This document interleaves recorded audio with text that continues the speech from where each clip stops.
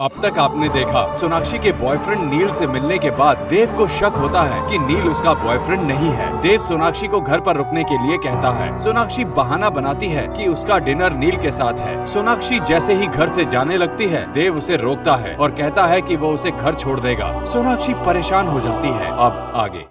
मैं बस नील को हाय बोल के चला जाऊंगा। मिस्टर दीक्षित, वो मुझे आपसे कुछ कहना था। जी? नील जो है वो मेरे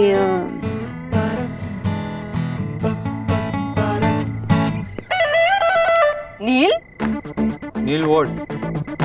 नील, हाय सोना, मुझे एलिना ने बताया था कि कोई आया है। मैंने सोचा कि मैं खुद ही चेक कर लेता हूँ। हाउ वंडरफुल तुम आ गई। कम कम कम कम।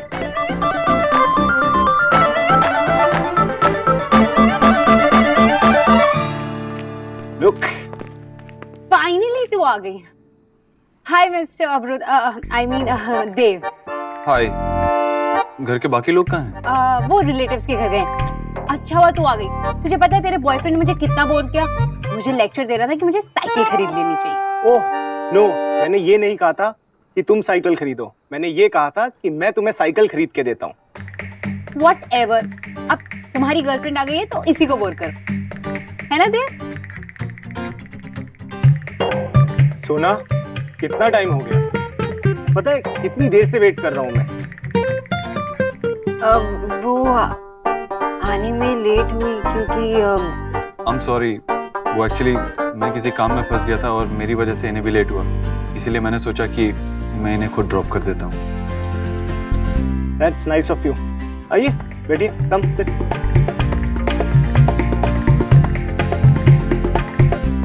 Sit here. वैसे भी मैं और सोना तो कम मिल पाते हैं। मैं हमेशा से ही सोना का वेट करता रहता हूँ। But you know one thing, जब भी सोना को मिलता हूँ या देखता हूँ तो ऐसा लगता है कि इसके लिए जितना वेट करूँ उतना कम है। I mean she is really worth it man. खैर देव, अच्छा हुआ कि तुम यहाँ आ गए। अब इसी बहाने सोना के दोस्तों को जानने का भी मौका मिल जाएगा और सोना से भी काफी बातचीत हो जाएगी। Just try it, it's amazing. You know, Bengal में इसे झालमुरी कहते हैं। Jhal what? Jhalmuri, it's just like bhel. Baby मेरे लिए प्लीज एक और थोड़ी सी भेल ले आओ प्लीज। हाँ वो मैं What? बेबी, मुझे तो लगा कि मेरा झूठ पकड़ा जाएगा आज, लेकिन नील यहाँ पे क्या कर रहा है? मुझे मेरे प्लान पे शक। हॉरिबल। अच्छा, नाउ रिलैक्स, यहाँ स्माइल। हाँ मैं लाती हूँ।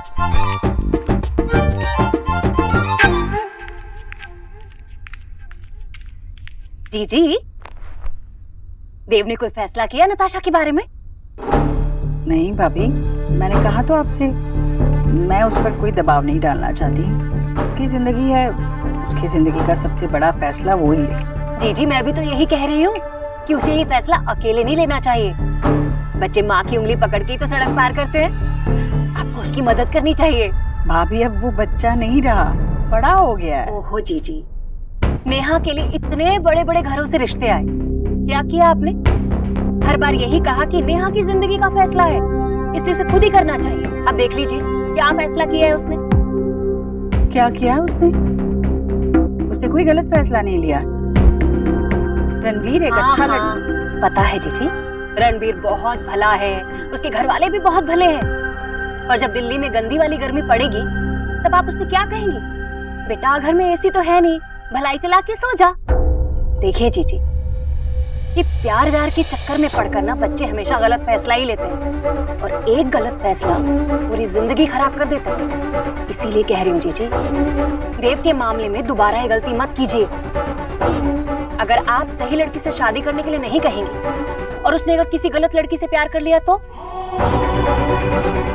अभी भी वक्त है जीजी, उसकी उंगली पकड़कर सड़क पार करवा दीजिए। अगर उसने खुद से गलत मोड़ ले लिया तो फिर तो भगवान ही मालिक है, आगे आपकी मर्जी।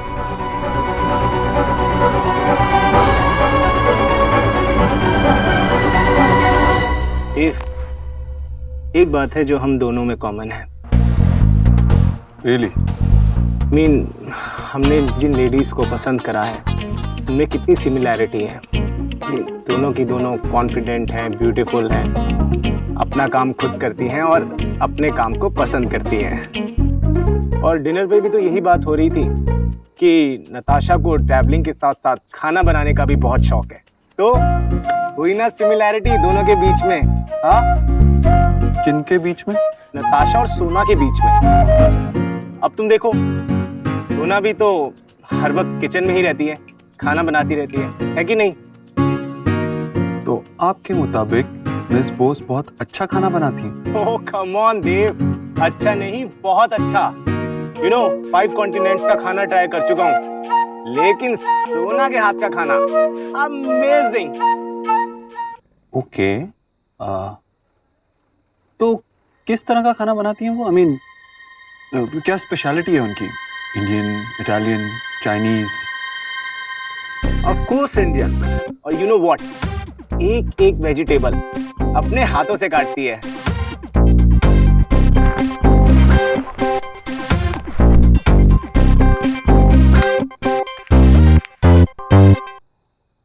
आई have to ask you something.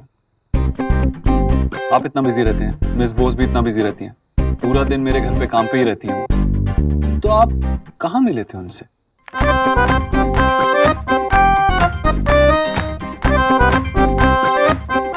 वो मेरी लाइफ का सबसे इंपॉर्टेंट मोमेंट था जब मैंने सोना को पहली बार देखा था।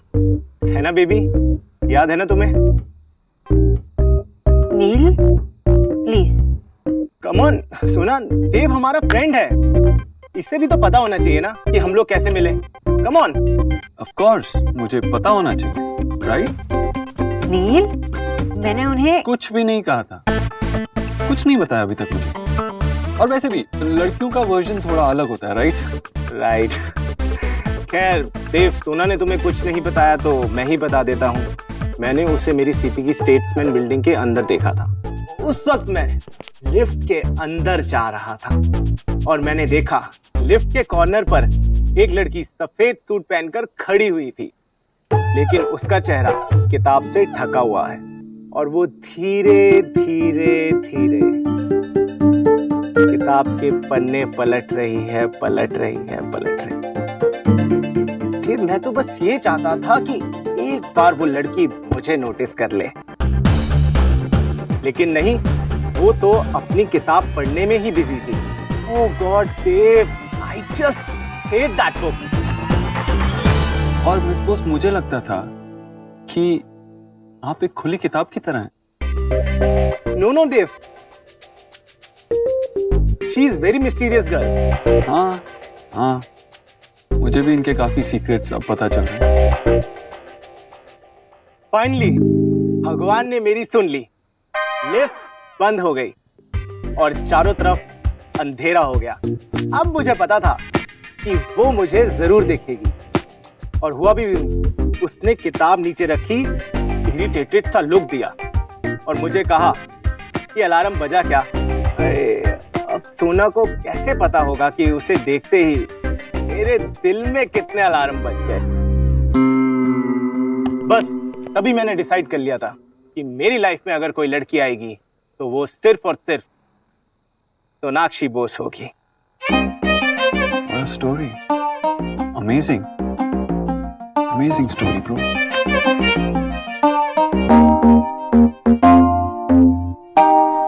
मिस बोस, आप तो बहुत अच्छा बनाती हैं। I mean, खाना, इतना अच्छा खाना बनाती हैं आप। लेकिन अफसोस की बात है, आज मैं आपकी कोई बनाई हुई चीज ट्राई नहीं कर पाऊंगा। लेकिन I'm sure आप फिर से मुझे कभी कुछ बना के खिलाएंगे, नहीं? Have a good time, guys.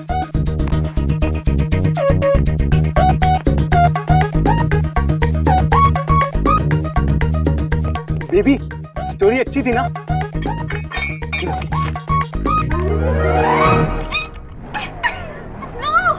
Nikita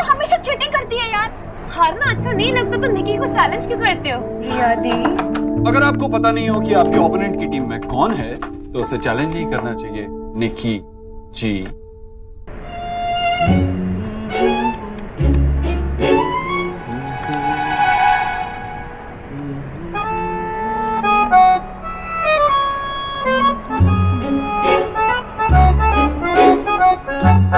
रिया, आज आपको क्या हो गया है?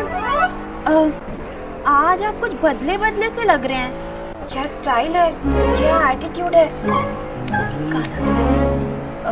रोमांटिक ही होगा। अब तो रोमांटिक ही होगा ना। क्यों क्यों रोमांटिक क्यों? अब भैया जैसे खेल रहे, एक्चुअली में तो लग नहीं रहे। वैसे गर्ल्स, तुमने कुछ कहा?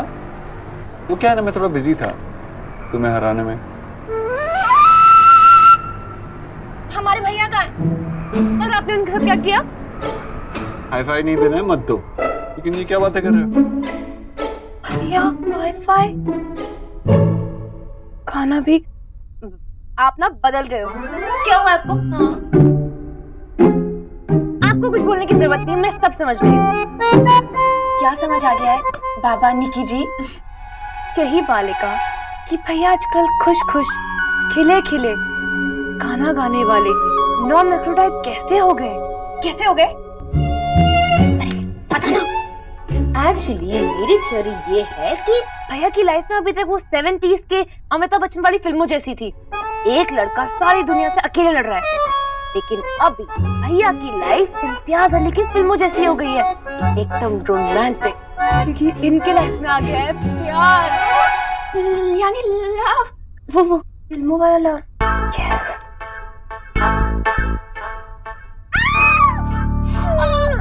बड़ा भाई हूँ तुम्हारा, कुछ भी बोलोगे?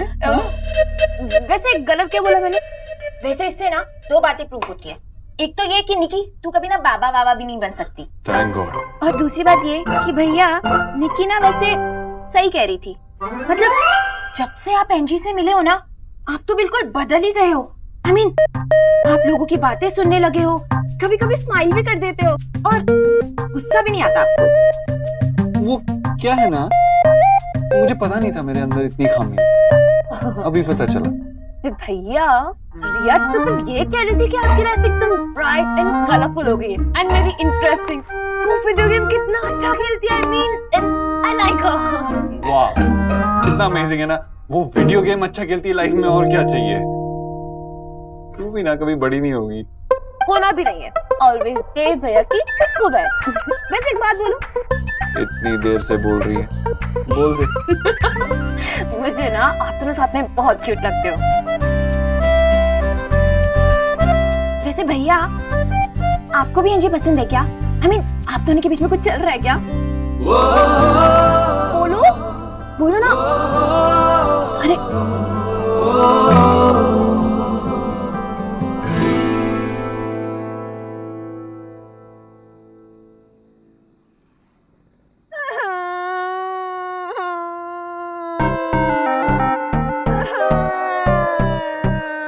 चुप बे, चुप। क्यों है, रोना। ना खुद रो रही है ना मुझे सोने दे रही है। मैं कैसे सोऊं? मेरी तो बोल खुल गई है। मुझसे जिसको पता चल गया कि नील मेरा फेक बॉयफ्रेंड है। अब मेरे बारे में क्या सोचेंगे वो? कुछ नहीं सोचेंगे, मेरी सुन। नहीं सुननी तेरी बात, इतनी तो सुनी है, और तेरी वजह से ये सब हुआ है। तेरा ही आइडिया था ना ये? हेलो, आइडिया तेरा था, मेरा नहीं। और डबल डेट पर जाने के लिए तूने हाँ बोला था, मैंने नहीं। I was just helping you. मैंने लाइफ में फर्स्ट टाइम झूठ बोला है और इसमें ही पकड़ी गई। अरे यार कुछ नहीं होगा। अगर पूछेंगे ना तो उनको बोलना कि ये लिफ्ट इंसिडेंट तुझे बड़ा एम्बैरेसिंग लगता है इसलिए तूने बताया नहीं। हाँ, सिंपल।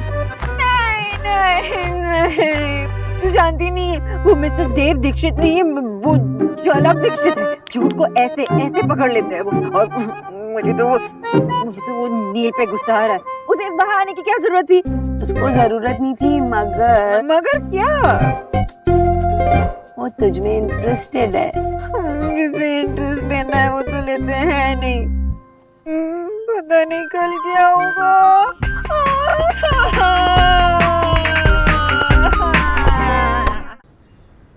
है शौरभ।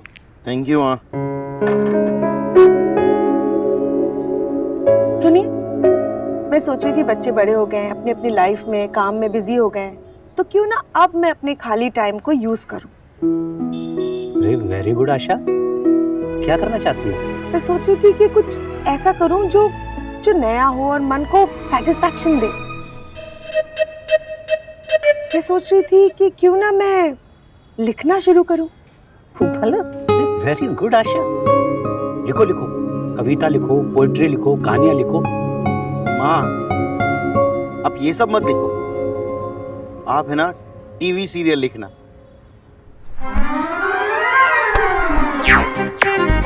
मेरी वाइफ को बेवकूफ समझा है क्या? अरे टीवी सीरियल वो लोग लिखते हैं जो जिंदगी में और कुछ नहीं कर पाते। हम बंगाल से हैं, हमारा कल्चर है, पोएट्री है, लिटरेचर है। We are from the land of Rabindranath Tagore. Asha, तुम नॉवल लिखो। बात यह है कि मैं किस टॉपिक पर लिखूं। आप भी ना बिल्कुल आइडियल हस्बैंड की तरह। अरे थोड़ा दुख देते, दर्द देते, तभी तो मैं एक अच्छी राइटर की तरह लिख पाती। आपने क्या ना हंसचन? अरे आप भी टिपिकल सास की तरह नहीं रही। कोई चाल नहीं चली, कोई साजिश नहीं रची मेरे खिलाफ। अब मैं लिखूं तो किस टॉपिक पर लिखूं?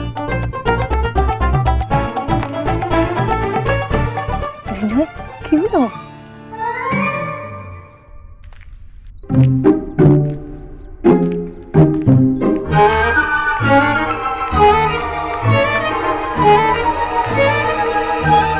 Miss Bose,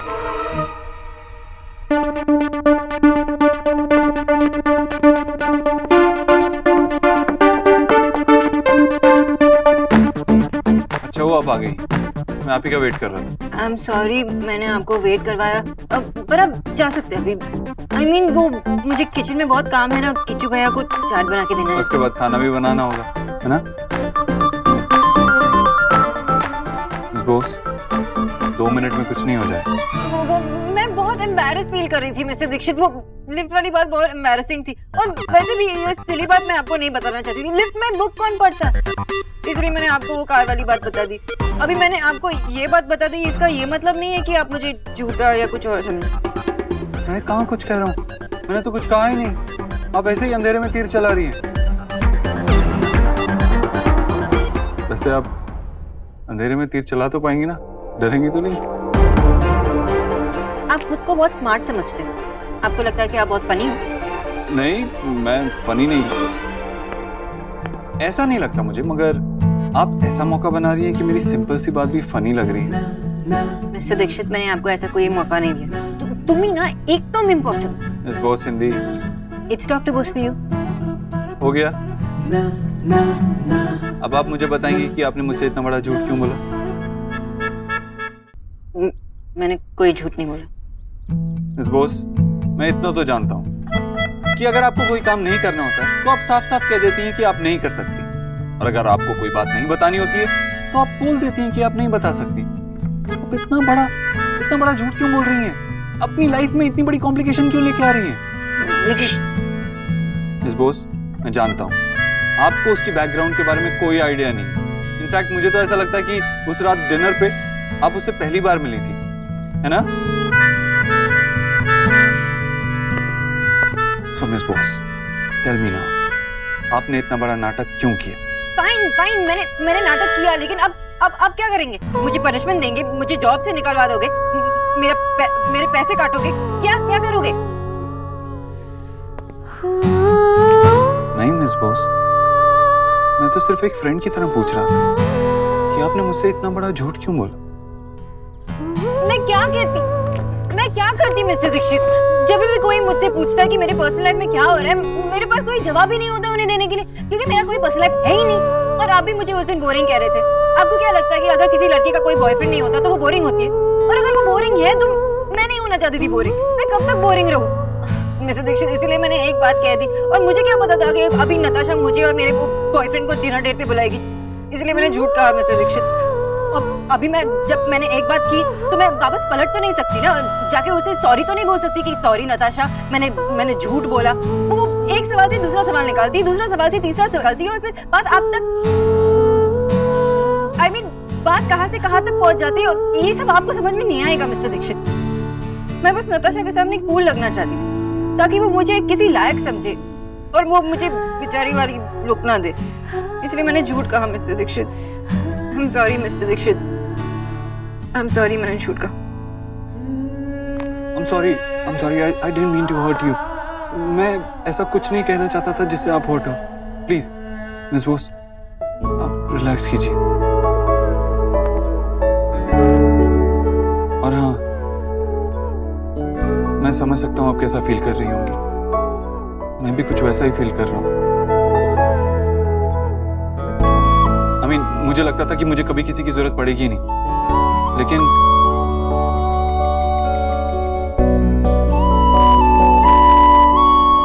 anyways, what I'm trying to say is we are in the same situation together. आप अकेली नहीं हैं।